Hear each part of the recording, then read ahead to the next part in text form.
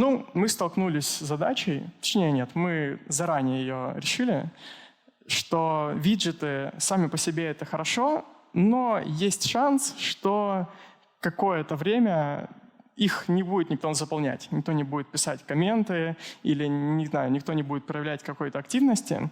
Поэтому мы еще написали отдельный микросервис, который отвечает, не добавляет никаких новых структур или логики, он отвечает только за наполнение уже существующих виджетов какими-то данными. И самый первый пример — это комментарии. И иногда в комментариях трансляции появляются сообщения от имени Art Lebedev Studio, куда отправляются данные из Google Дока. Там раз в день, типа, уже любите вкусный кофе, там, покупайте кофейные зерна у нас. Или какую-то просто информацию, какие-то факты отправляются для того, чтобы оживить трансляцию. Или, например, есть внизу бегущая строка со всякими ссылками прикольными, и эта бегущая строка, она берет данные из журналуса, из дайджеста по дизайну, который выходит раз в неделю, и как раз мы можем на неделю растянуть какие-то новые новости и сделать их в бегущей строке. У нас получается таким образом, называется variable reward, то есть переменная награда. Ты заходишь в трансляцию и каждый раз получаешь что-нибудь новое. Помимо этого, в контент-сервис пробрасываются все данные, которые приходят к виджетам со стороны пользователя. Например, туда пробрасываются уже отправленные комментарии. Мы можем их как-нибудь обрабатывать. Самое первое, что я сделал, это система триггеров, когда, допустим, по слову «кофе» тебе бот отвечает, типа «любишь кофе, иди туда», или на слово «книга», или на что-то еще. И я сделал так, что на слово «привет» он от моего имени отвечает «и тебе привет». И я это сделал ради дебага, но оно так и осталось в продакшене. Мне показалось это весело, что до сих пор, когда кто-то пишет «привет», я через несколько минут отвечаю ему «и тебе привет». И я думаю, что я так создаю свое цифровое бессмертие, что за меня еще бот будет сколько-то, очень много лет отвечать «и тебе привет». Но самое интересное — это отвечать не по триггерам. И, наверное, те, кто смотрели трансляцию, могли догадываться или точно догадаться, что у нас сидят боты, которыми владеет чат ГПТ.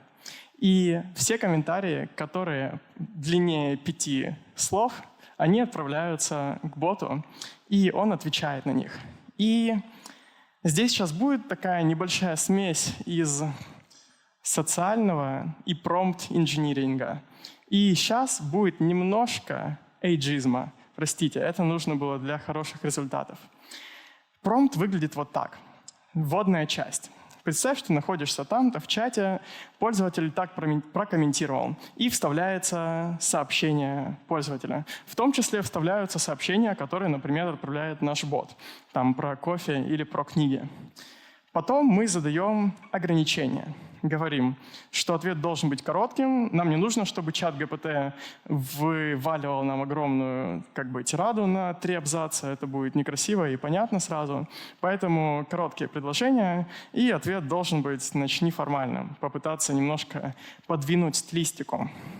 И возможно, вы видели, что в телеграм-каналах часто бывают боты, которые сразу же приходят под посты и такие: да, круто. И понятно, что это боты, потому что они отвечают и потому что у них соответствующие аватарки. Поэтому я придумал, как бы сделать более персонализированным комменты. И поэтому я немножко собираю личность. Сначала выбираю возраст и, исходя из этого, собираю стилистику текста. Может выпасть, зумер типа меня, который использует один набор эмоджиков, который пишет сообщения, как в Твиттере, без знаков препинания, с маленькой буквы, и что-то там еще, не ставит точки. Есть миллениал, которые используют другой набор смайликов, которые любят скобочки, простите, и который пишет предложения с большой буквы. И есть более пожилые люди, которые пишут все в соответствии с орфографией русского языка и ставят, ну, как правило, вот там лайк или дизлайк. Ну, допустим, мы выбрали зумера. Потом мы выбираем гендер. Мы, значит, выбираем там 40% мужчину, женщину, и еще 10% нам типа выпадает что-то еще. Не видел, чтобы это влияло на результаты, но, по крайней мере, интересно.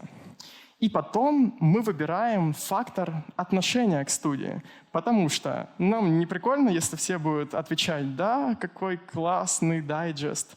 Поэтому мы можем выбрать хейтера, который будет писать, что мне это вообще не нужно. Можем выбрать человека, которому все равно, или наоборот выбрать фаната. И потом мы чисто технически, чтобы чат ГПТ отсек все лишние символы, говорим: твой ответ только комментарий, нет кавычек и подписей. Результат прикольный.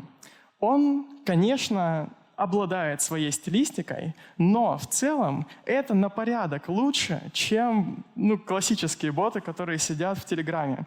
И, кстати, я забыл сказать, что вот в левом нижнем углу есть еще одна категория людей специальная, с небольшой вероятностью выпадает, которую я назвал шизы, простите за медицинский слюр.